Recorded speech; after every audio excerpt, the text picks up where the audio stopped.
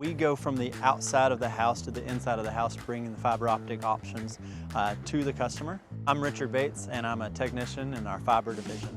Where I pick up is that box on the side of the house where you normally have coax or a different company, and we come in and we pull that fiber optic cable from that side of the house through your house to where you want the internet.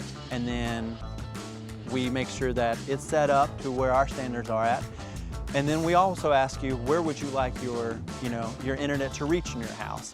And so we help set up those routers or that mesh system to make sure that you have the exact desired coverage in your home.